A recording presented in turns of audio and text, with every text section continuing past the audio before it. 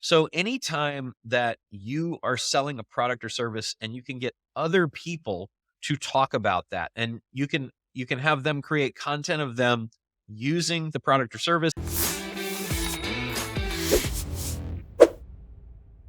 So today I want to talk a little bit about 9 freakishly effective marketing hacks. The first one would be that we've found that you can increase your average order value, meaning that each order will be worth more if you do 2 things. One is give people the chance to buy more than one of something.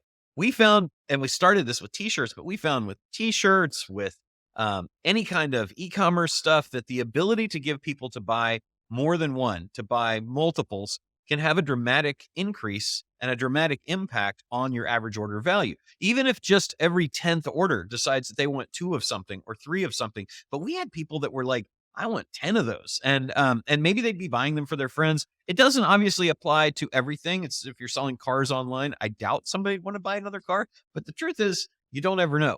The other thing that you can do, let's say that you are selling cars and you're like, well, I can't do multiples. Nobody's going to buy 3 or 5 cars.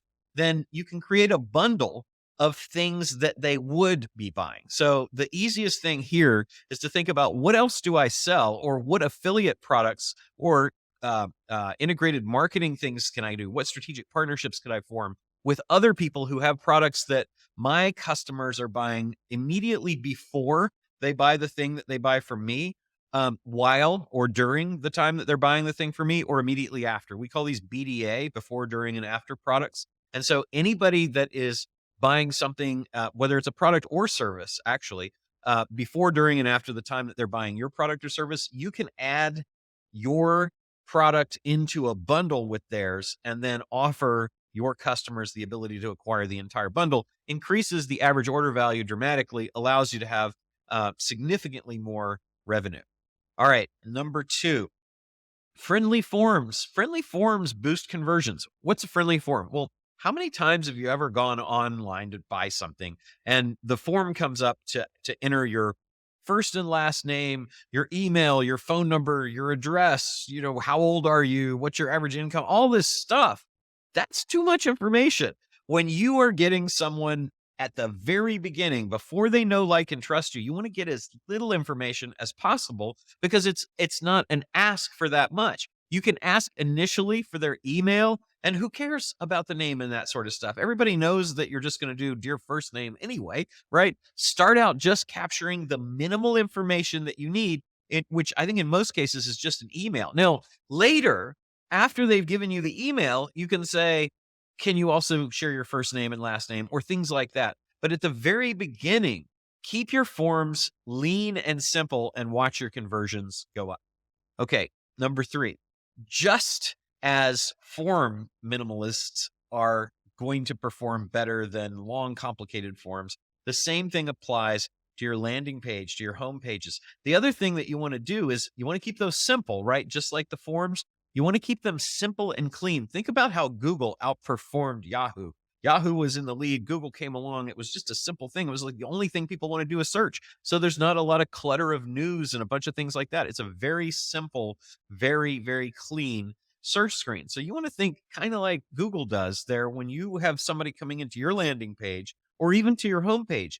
Keep your message very, very simple. Think about the one thing that they're going to want to do most. On your homepage, I know it might seem harder because that's supposed to be a page that's for everybody. But on your landing pages, those are literally built for specific audiences that are coming for specific things to your site. So if you've got a landing page that's like / eyeglass offer, then you'll want to talk about eyeglasses and nothing else, whatever the offer is that they're coming from. The other thing you want to do is to maintain consistency between what is the look and feel and messaging in your ad that they're seeing and the look, feel, and messaging that they're going to see on the landing page. And then also carrying that over the order page.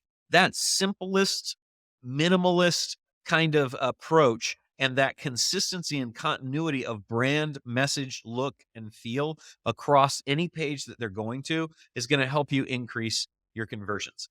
Okay, number 4. Let's see. Number 4 is how many times have you logged onto a site and it has a little pop-up that says, something about notifications. Can we send you notifications? Would you like to receive notifications? This is something called web push. And so there are several programs. You can just Google web push notifications. There are several programs that will allow you to do this. And what this is doing is building another list. So you have a few different lists to think about when you are running ads or driving traffic to your site. You've got people that show up to the landing page that you have. You're going to typically pixel those people. So there's a little pixel that Google or Facebook or whoever, or all of the places that you're using will put on the page. That's just a little bit of code that you put on the page. And then when they go there, you're building what they call a pixeled audience so that you can retarget them. So that's list number one. List number two is that once they get to the stage, to the page, they're going to get an opportunity to enter their contact information and particularly their email so that you'll have their email. Now you can remarket to them that way. But another way that really gets overlooked a lot, and this has had as much as a 9 times conversion increase, is to do web push. So that would be a permission to send them push notifications on their browser. And what that is, it's kind of like a text message, but it's a separate list now that you'll be able to have that you can market with. And they're very, very, very well consumed. So they're consumed much, much more frequently than email, and they're consumed much, much more frequently than retargeting. So it's definitely something, it's almost like being able to text message, which would be the fourth kind of list that you can buy, can build. Okay, so definitely think about that. And particularly these are effective with abandoned cart recovery or things like that, where somebody's gone on your site, they put something into the cart, they've added it to the cart, they were going to buy, and then for whatever reason, they got distracted by a cat on a skateboard or something like that, or just the whirlwind of their life. So what this allows you to do is say, hey, did you forget something? StockX does a good job of that. I've seen several websites. I'm sure you have too. But that's something to think about, building a list using web push. Number 5, tell stories. Stories convert so much better than anything else. If you can tell a story, and I've seen a few studies on this where things were listed on eBay, and for the exact same item, one listing told the whole story of the item, and the other listing simply had the item for sale. The conversion rate on the story just blew all other versions out of the water. So whatever you're selling, think about, how can I take a story and weave the story around the product or service that I'm selling? And if you feel like you don't have any stories, then you can also borrow stories from other people. So just keep an eye out, maybe keep a story journal. And so for each product or service that you're selling, each offer that you're making, think about, just be attuned out in the world when you are uh, engaging in humanity. What things do I see going on that I could tell a story that I could tie back to the thing that I'm selling? I had this recently with my son whose cat got sick at Thanksgiving. And I told a story about that, how unanticipated expenses can come up. And it's really helpful to have multiple streams of income and revenue to cover things like that. And I took a story from my one of my business partners who sold a piece of real estate, and then somebody sued her 4 years later. The people that bought it sued her 4 years later because they said that the view got interrupted and she had guaranteed the view, which wasn't the case. But it was another good example of this unanticipated expense. Another business partner of mine, his daughter got Lyme disease and a lot of unanticipated medical expenses. And so I just took all of those stories and I wove them in to my presentation of the product and service that I was offering and talked about those. And it's really, really effective. It just helps you become more human. It helps people to know, like, and trust you better. Number 6 would be using UGC photos on e-commerce to bump conversions. So UGC is user generated content.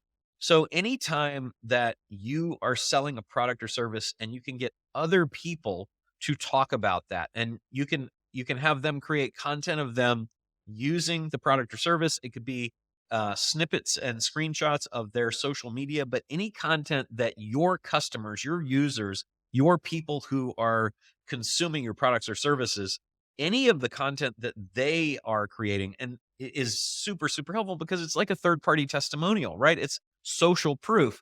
That social proof of other people buying, consuming, and being happy with your products or service.